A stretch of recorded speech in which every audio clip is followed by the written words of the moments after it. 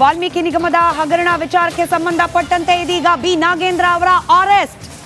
ಈಗಷ್ಟೇ ಮಾತನಾಡ್ತಾ ಇದ್ವಿ, ಇಡಿ ಕೇವಲ ವಶಕ್ಕೆ ಪಡೆದು ವಿಚಾರಣೆ ನಡೆಸ್ತಿದೆ ಅಂತ ಹೇಳಿ. ಆದ್ರೆ ಈಗ ಬಂಧಿಸಲಾಗಿದೆ ಬಿ ನಾಗೇಂದ್ರ ಅವರನ್ನ.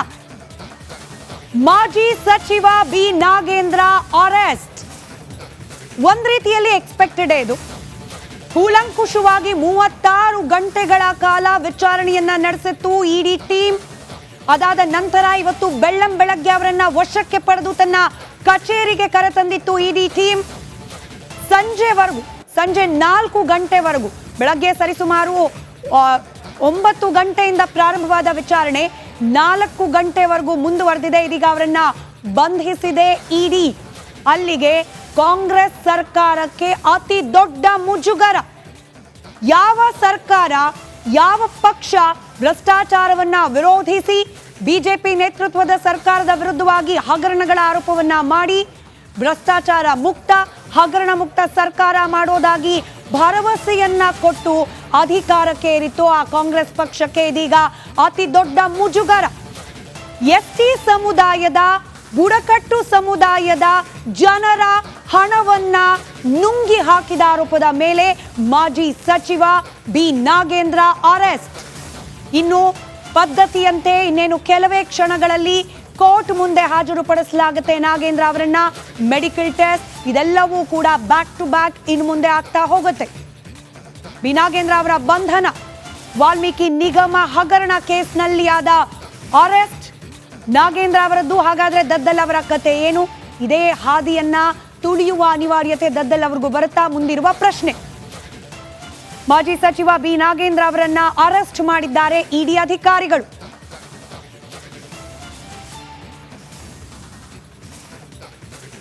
ಮತ್ತಷ್ಟು ಡೀಟೇಲ್ಸ್ ನೊಂದಿಗೆ ನನ್ನ ಹಿರಿಯ ಸಹೋದ್ಯೋಗಿ ಸುನಿಲ್ ಧರ್ಮಸ್ಥಳ ನೇರ ಸಂಪರ್ಕದಲ್ಲಿ. ಸುನಿಲ್, ಒಂದರ್ಥದಲ್ಲಿ ಎಕ್ಸ್ಪೆಕ್ಟೆಡ್ ಇದು, ಆದ್ರೆ ಯಾವಾಗ ಆಗತ್ತೆ ಬಂಧನ ಅನ್ನೋದು ಟೈಮಿಂಗ್ ಮಾತ್ರ ಕಾಯ್ತಾ ಇದ್ವಿ. ಇದೀಗ ಅರೆಸ್ಟ್.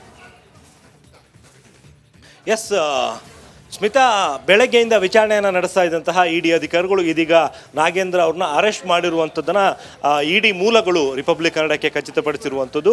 ಕಳೆದ 2-3 ದಿನಗಳಿಂದ ಏನೇನು ಬೆಳವಣಿಗೆಗಳಾಗ್ತಿತ್ತು ಅನ್ನುವಂಥದ್ದು ಗೊತ್ತಿತ್ತು ನಮಗೆ. ಇಡಿ ಅಧಿಕಾರಿಗಳು ದಾಳಿಯನ್ನು ಮಾಡಿದ್ರು, ಮನೆಯಲ್ಲಿ ಸಾಕಷ್ಟು ದಾಖಲೆಗಳ ಪರಿಶೀಲನೆಗಳನ್ನು ಕೂಡ ನಡೆಸಿತ್ತು. ಅದ್ರ ಜೊತೆಗೆ ಮನೆಯಲ್ಲೂ ಕೂಡ ನಾಗೇಂದ್ರ ಅವ್ರನ್ನ ವಿಚಾರಣೆಗೊಳಪಡಿಸಿತ್ತು. ಇವತ್ತು ಬೆಳಗ್ಗೆ ನಾಗೇಂದ್ರ ಅವ್ರನ್ನ ಮನೆಯಿಂದ ತಮ್ಮ ಕಚೇರಿಗೆ ಕರ್ಕೊಂಡ್ಬಂದಂತಹ ಇಡಿ ಅಧಿಕಾರಿಗಳು ಎಲ್ಲ ಕಾನೂನು ಪ್ರಕ್ರಿಯೆಗಳನ್ನು ಮುಗಿಸಿ ಇದೀಗ ಅರೆಸ್ಟ್ ಮಾಡಲಾಗಿದೆ ಅನ್ನುವಂಥದ್ದು ಮಾಹಿತಿ ಖಚಿತ ಆಗಿದೆ. ರಿಪಬ್ಲಿಕ್ ಕನ್ನಡಕ್ಕೆ ಇಡಿಯ ಉನ್ನತ ಮೂಲಗಳಿಂದ ಈ ಒಂದು ಮಾಹಿತಿ ಖಚಿತ ಆಗಿರುವಂಥದ್ದು. ಸೊ ಹಾಗಿದ್ರೆ ವಾಟ್ ನೆಕ್ಸ್ಟ್ ಅನ್ನುವಂಥ ನಾವು ನೋಡ್ತಾ ಹೋದರೆ ಕೆಲವೇ ಕ್ಷಣಗಳಲ್ಲಿ ಅವ್ರನ್ನ ನ್ಯಾಯಾಧೀಶರ ಮುಂದೆ ಹಾಜರುಪಡಿಸುವಂಥ ಒಂದು ಸಾಧ್ಯತೆ ಇದೆ. ಅರೆಸ್ಟ್ ಅನ್ನುವಂಥದ್ದನ್ನು ಒಂದು ಸಲ ರಿಜಿಸ್ಟರ್ ಮಾಡಿಕೊಂಡ್ರೆ ನೆಕ್ಸ್ಟ್ ಇಮಿಡಿಯೇಟ್ ಆಗಿ ಅವ್ರನ್ನ ಕೋರ್ಟ್ ಮುಂದೆ ಹಾಜರುಪಡಿಸಬೇಕಾಗತ್ತೆ. ಒಂದು ವೇಳೆ 6 ಗಂಟೆ ಒಳಗಡೆ ಅಂತಾದರೆ ಅವ್ರನ್ನ ನೇರವಾಗಿ ಓಪನ್ ಕೋರ್ಟ್ಗೆ ಹಾಜರುಪಡಿಸುವಂಥ ಒಂದು ಸಾಧ್ಯತೆ ಇದೆ ಇಡಿ ಸ್ಪೆಷಲ್ ಕೋರ್ಟು. ಅಥವಾ ಅದಾಗದೇ ಇದ್ದಲ್ಲಿ ನೇರವಾಗಿ ನ್ಯಾಯಾಧೀಶರ ನಿವಾಸಕ್ಕೆ ಹಾಜರುಪಡಿಸಿ ಬಳಿಕ ಹೆಚ್ಚಿನ ವಿಚಾರಣೆಗಾಗಿ ತಮ್ಮ ಕಸ್ಟಡಿಗೆ ಪಡೆಯುವಂಥ ಸಾಧ್ಯತೆ ಕಂಡು ಬರ್ತಾ ಇರುವಂಥದ್ದು. ಇದು ಒಂದು ಕಡೆ ಆದರೆ, ಮತ್ತೊಂದು ಕಡೆಯಲ್ಲಿ ಇದೇ ಒಂದು ಪ್ರಕರಣದಲ್ಲಿ ಬಸವನಗೌಡ ದದ್ದಲ್ ಅವರು ಕೂಡ ಇದೇ ಒಂದು ಪ್ರಕರಣದಲ್ಲಿ ಅನುಮಾನಿತ ವ್ಯಕ್ತಿಯಾಗಿದ್ದಾರೆ. ಅವರ ಮನೆ ಮೇಲೂ ಕೂಡ ಇಡಿ ಅಧಿಕಾರಿಗಳು ದಾಳಿಯನ್ನು ನಡೆಸಿದರು. ಆದರೆ ದದ್ದಲ್ ಅವರು ಇವತ್ತು ಬೆಳಗ್ಗೆಯಿಂದ SIT ಕಚೇರಿಯಲ್ಲಿ ವಿಚಾರಣೆಯಲ್ಲಿದ್ದಾರೆ. ಒಂದು ವೇಳೆ ಇವತ್ತು ಅವ್ರನ್ನೂ ಕೂಡ ಕಸ್ಟಡಿಗೆ ಪಡೆಯುವಂಥ ಸಾಧ್ಯತೆಗಳು ದಟ್ಟವಾಗಿ ಕಂಡು ಬರ್ತಾ ಇದೆ. ಈಗ ಅರೆಸ್ಟೇ ಮಾಡಬೇಕು ಅನ್ನೋ ಸಂದರ್ಭ ಯಾಕೆ ಬಂದಿರಬಹುದು ಅಂತ ಹೇಳಿ ಸುನಿಲ್? ಸ್ಮಿತಾ, ಇಲ್ಲಿ 2 ಕಾರಣಗಳಿದ್ದಾವೆ. ಒಂದು, ಈಗ ಅದಕ್ಕೂ ಮೊದಲು ನಾನು ಮತ್ತೊಂದು ವಿಚಾರವನ್ನು ಕೂಡ ಹೇಳ್ತೀನಿ. ಈ ಒಂದು ಪ್ರಕರಣಕ್ಕೆ ಸಂಬಂಧಪಟ್ಟಂತೆ ಒಟ್ಟು 3 ತನಿಖಾ ಸಂಸ್ಥೆಗಳು ತನಿಖೆಯನ್ನು ನಡೆಸ್ತಾ ಇರುವಂಥದ್ದು. ಒಂದು ಕಡೆಯಲ್ಲಿ CBI ಬ್ಯಾಂಕಿಂಗ್ ವ್ಯವಹಾರಗಳಿಗೆ ಸಂಬಂಧಪಟ್ಟಂತೆ ತನಿಖೆಯನ್ನು ನಡೆಸ್ತಾ ಇದೆ. ಇನ್ನೊಂದು ರಾಜ್ಯ ಪೊಲೀಸರ ಅಧೀನದಲ್ಲಿರುವಂತಹ SIT, ಅದು ಈ ಒಂದು ಅಕ್ರಮ ಹಣ ವರ್ಗಾವಣೆಗೆ ಸಂಬಂಧಪಟ್ಟಂತೆ ಯಾರ್ಯಾರು ಭಾಗಿಯಾಗಿದ್ದಾರೆ ಅದಕ್ಕೆ ಸಂಬಂಧಪಟ್ಟಂತೆ ತನಿಖೆಯನ್ನು ನಡೆಸ್ತಾ ಇದೆ. ಮತ್ತೊಂದು ಕಡೆಯಲ್ಲಿ ಈಗ ಇಡಿ ಅಧಿಕಾರಿಗಳು ಹವಾಲಾ ಟ್ರಾನ್ಸಾಕ್ಷನ್ ಬಗ್ಗೆ ಮತ್ತು PMLA ಆ್ಯಕ್ಟ್ನ ಅಡಿಯಲ್ಲಿ ಅವರು ತನಿಖೆಯನ್ನು ನಡೆಸ್ತಾ ಇರುವಂಥದ್ದು.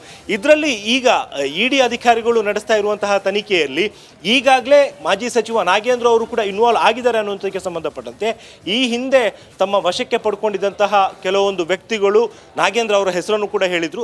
ಅದಕ್ಕೆ ಸಂಬಂಧಪಟ್ಟಂತಹ ಒಂದಷ್ಟು ದಾಖಲೆಗಳನ್ನು ಕೂಡ ಇಡಿ ಅಧಿಕಾರಿಗಳು ಕಲೆ ಹಾಕಿದ್ರು. ಸಾಮಾನ್ಯವಾಗಿ ಇಡಿ ಅಧಿಕಾರಿಗಳು ಒಂದು ಕೇಸ್ನಲ್ಲಿ ಆರೋಪಿಯನ್ನು ಅರೆಸ್ಟ್ ಮಾಡಬೇಕು ಅಂತಾರೆ, ಅದಕ್ಕೆ 2 ಕಾರಣಗಳಿರುತ್ತೆ.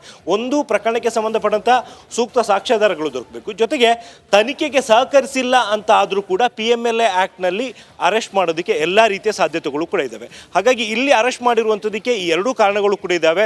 ನಾಗೇಂದ್ರ ವಿರುದ್ಧ ಸೂಕ್ತವಾದ ಸಾಕ್ಷ್ಯಾಧಾರಗಳು ಕೂಡ ಸಿಕ್ಕಿದ್ದಾವೆ. ಜೊತೆಗೆ ಅವರು ತನಿಖೆ ಸಂದರ್ಭದಲ್ಲೂ ಕೂಡ ಸೂಕ್ತವಾಗಿ ಸಹಕರಿಸಿಲ್ಲ ಅನ್ನುವಂಥ ಒಂದು ಆರೋಪ